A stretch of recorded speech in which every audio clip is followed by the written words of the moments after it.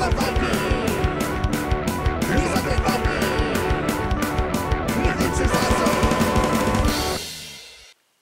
everybody, this is me, Undead Viking. I'm here to do a review for you of Mistborn, The Final Empire. Now, this is a series of fantasy novels that I have not read. Many close friends of mine have, and they say it's excellent, and they say I really should. And I said, hey, if you give me another 6 hours in a day where I have nobody bothering me with no work or no kids or whatever, I'll be happy to go ahead and read more books. But I just don't have that option right now.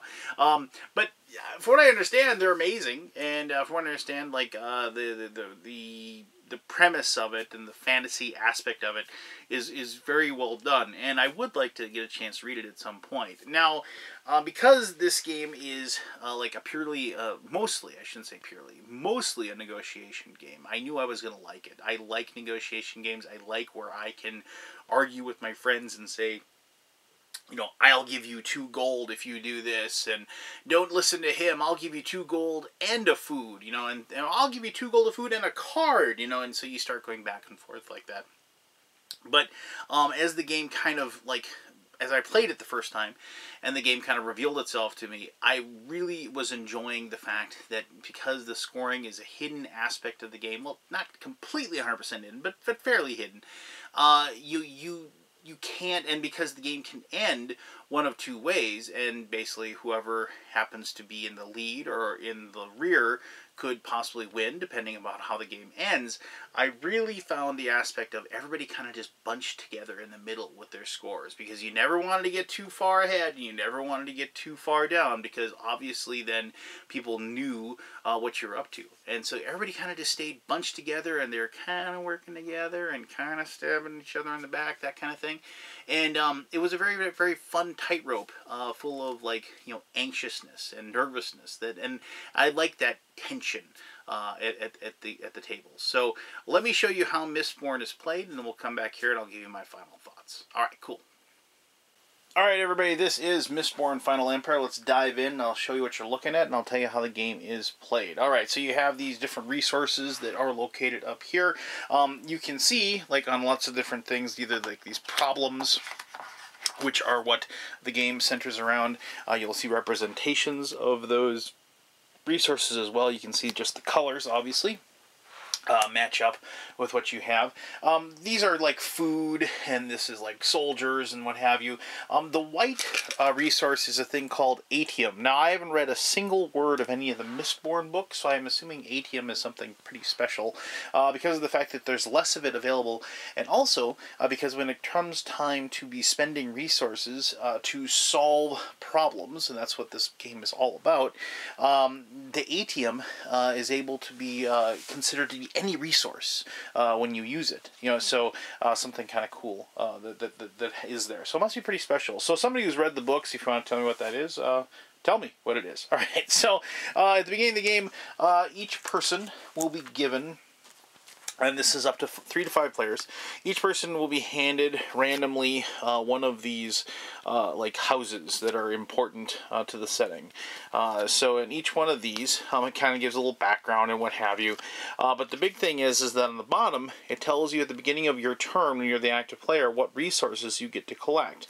It gives you the colors, obviously. These guys get 2 of these super atiums, like this purple monarchy thing, and then they get to collect 2 of the cards. Not the red cards. Red cards are the problem cards, but they get to collect 2 of these cards, and these are just like character cards. These are different people that have different powers, like the agricultural informant. You can play at any time. Add 2 farm to the cost of a problem until the end of the turn.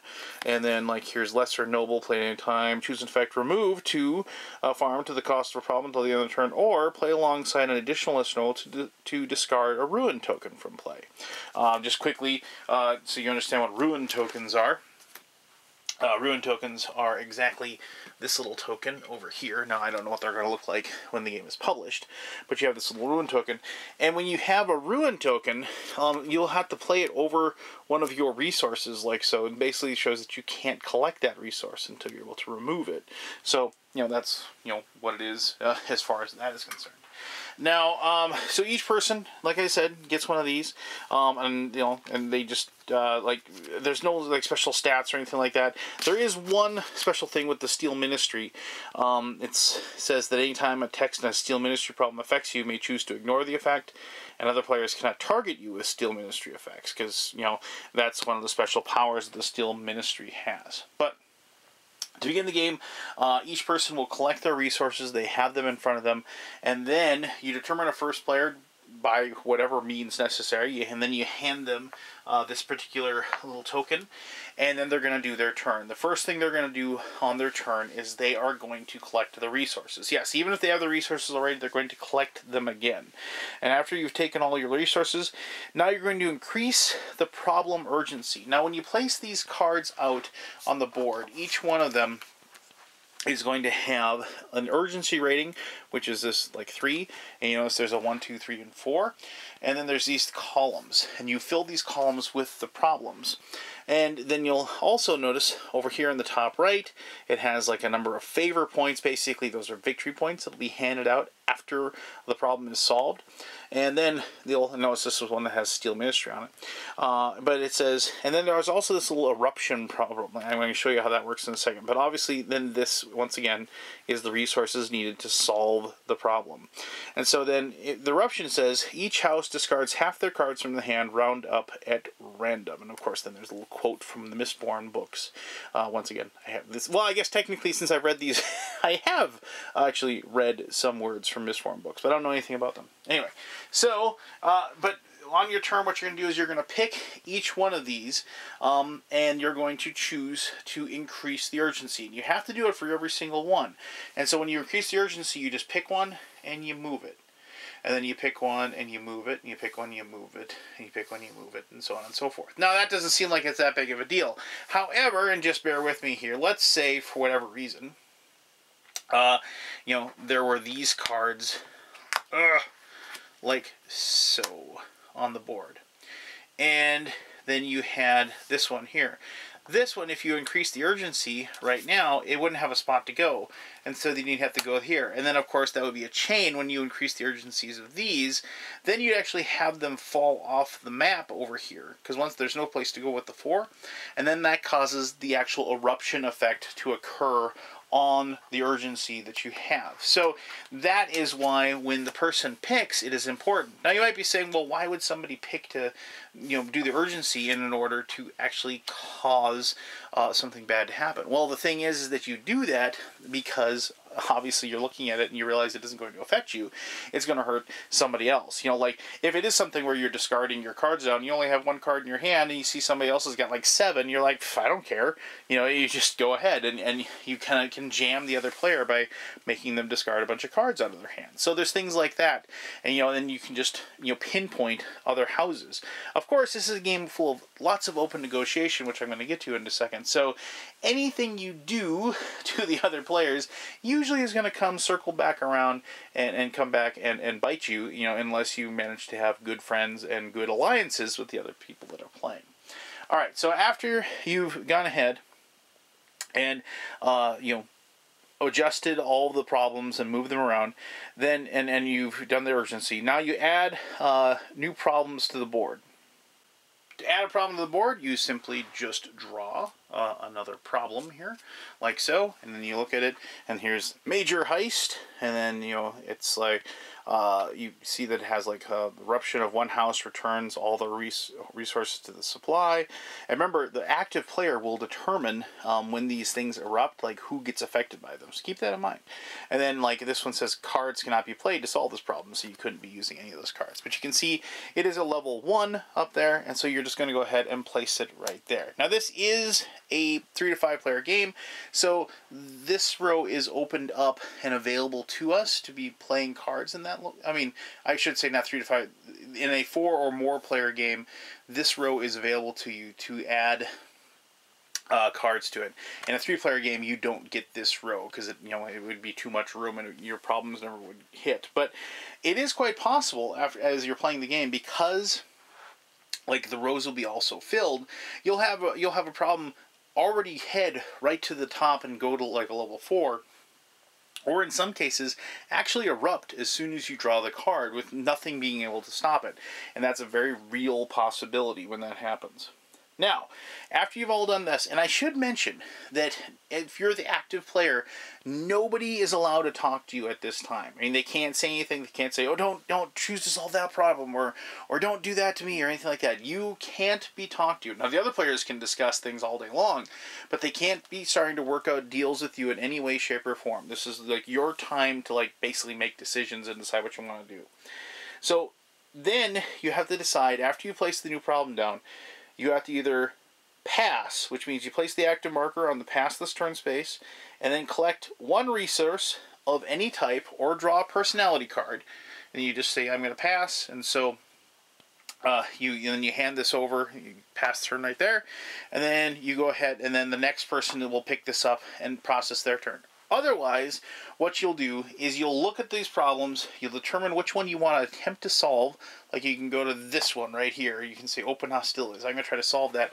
And now you can start wheeling and dealing with everybody else at the table. You can say, we need to solve this problem, we can do this, how are we going to put together all of these resources? Now, in a really rare situation, maybe you've collected all the resources personally that you need to solve the problem, in which case you can just spend those, solve the problem, be done with it. Of course, other players might play cards, like throw some gum in the works and prevent you from doing it, so you have to keep your eyes open as there. And then that's, of course, negotiation as well. Now, this is a game of complete and total 100% open negotiation. You can have immediate negotiations, and you can have negotiations that have long-term effects. Immediate negotiations have to do with usually splitting up the favor that you'll get from the particular cards that you're getting. So if there's 11 points, you get somebody to help you, you say, I'll give you 4 of the 11 points, I'll take 7. And then you collect those points. And all these points are located over here. And there's even a way to get actually infamy points for things that, you know, when things erupt and they blow up. In which case, then, you know, it's like you have negative points and you'll total those up, you know, and be part of your total score as well. So, and then of course, then players that were left out of the negotiations may, or, you know, try to, like, you know, also gum that problem up as well. So the negotiation part is where the game shines, really. I mean, otherwise this is just a collecting resources and spending. This is a game of exerting your will on other people and trying to convince them, setting alliances and things like that. Now, immediate exchanges, you know, can be anything except for victory points. You can't say, I'll give you some of my victory points for it, but you can exchange like personality cards that you've gained. You can exchange resources that you have, and then the favor, obviously, that you're going to give for the thing, and those, like, are immediate things. If you are prolonging the result, like, hey, next turn I get my resources, I get an adium, I will give you that as my resource. They agree. If they agree to that and the next turn happens, normally there's nothing that can make the other person go through with it, unless there's like the threat of like repercussions or whatever that's going to happen against you if you don't. So be careful who you have long-term decisions with as far as how that will work.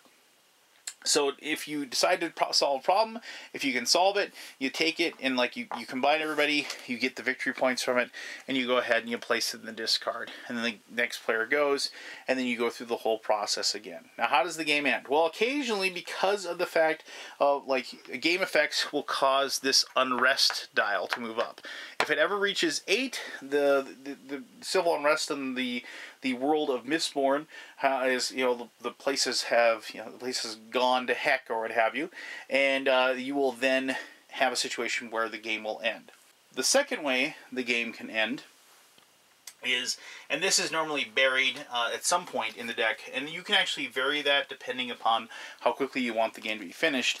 You have this is Vin. This is the problem that basically like causes the game to either end in a good way or a bad way. So when this problem is solved or erupts, the game ends. And so if you can solve this with these resources down there, the game will end, and theoretically, most likely, you haven't reached 8 unrest. If that is the case, then you have a situation where whoever has the highest possible like points as far as the favor points will win the game, because they are considered to be the most noble house, the most helpful house, to, you know, in the case of the Lord Ruler's esteem of them. If the unrest hits 8, and it could hit 8 before this card is revealed, but obviously this has an eruption of add 4 unrest. If that causes it, and it's quite possible this could erupt and you could only get to 6 or 7, though not very likely. But if you have an unrest of 8 when the game is over, then at that point, whoever has the lowest amount of favor will be the winner. Because of the fact, then you've kind of you're in sort of disgrace, but you aren't, you know, you aren't considered to be part of the Lord Ruler's you know, inner circle or whatever, and so people then don't see you as part of the problem. I very much enjoy that scoring mechanism, because basically if one player starts running away with it and everybody realizes that, you know, they have like the most points or whatever, and they're like just cleaning house, the other players are going to conspire against them to cause unrest, make these things not get solved.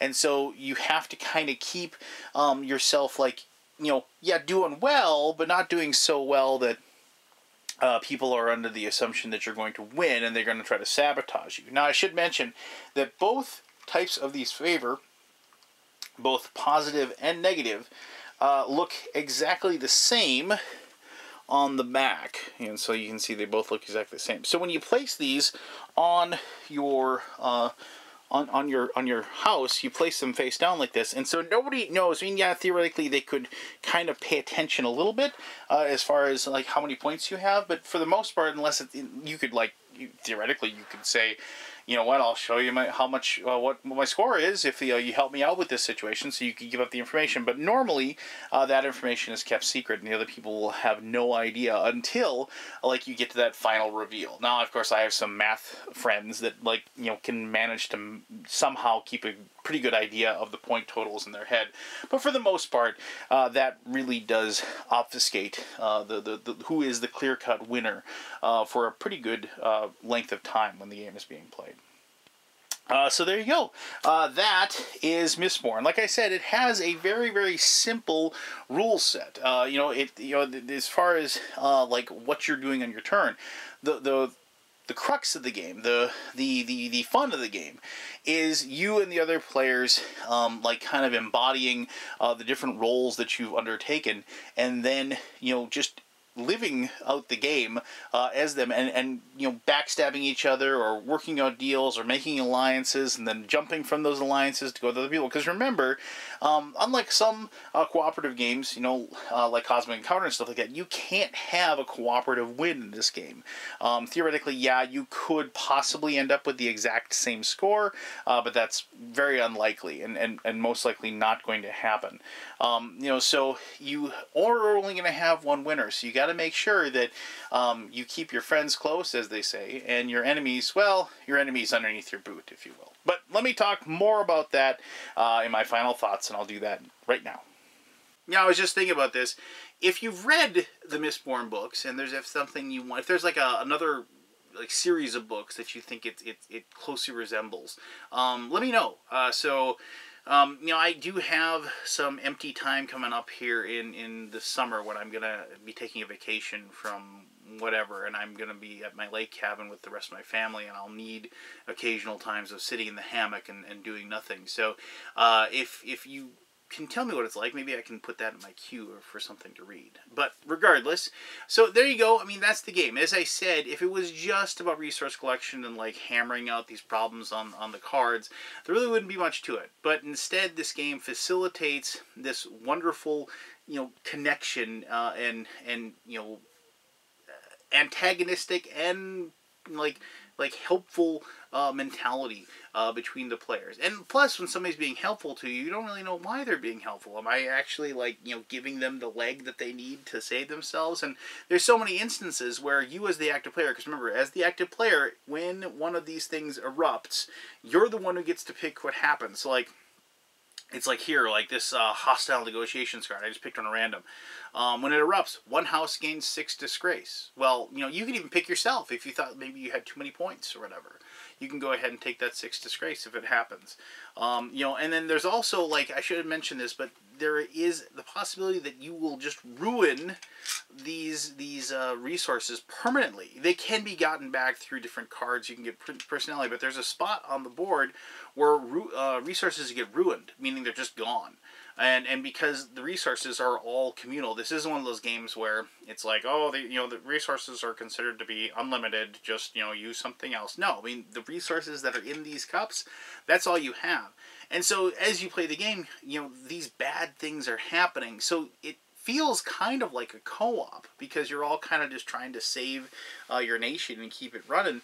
But in a weird way, it isn't, because I played the game several times now, and I'm thinking about right around 50-50 as far as both, like, either, keeping the game, keeping the process and the unrest low enough so you have, like, the positive ending or the negative ending. But then again, maybe, I have no idea what happens in the book, so maybe the negative ending is actually a good thing. I don't know. But regardless, if you like negotiation games, I think you're going to dig it, regardless of whether or not you read the books. I can only imagine that if you've read the books and you see the different people and the different cards come up and the different passages of the cards and that are in there, I can only imagine that it becomes, even more fun, because then you kind of get to relive the world of the books that you so enjoyed. I mean, but I honestly, I don't think you need to know the books and love the books to enjoy this one. I mean, I can enjoy lots of different games where I'm not familiar with the IP. So, I mean, it's just intellectual property. I mean, look at Battlestar Galactica. I've never watched a single minute of that new series. That's an old one. But I love playing that game. It's permanently in my top 10 for all time, if I ever did a top 10. So just keep that in mind. If you like negotiation games, you're going to love it. If you like fantasy themes, I think you're going to love it. And if you were a fan of the books, I'm pretty positive you're going to love it. So there you go. If you have any questions about the old Mistborn, go ahead and ask away. If you ask about the books, I won't be able to answer you.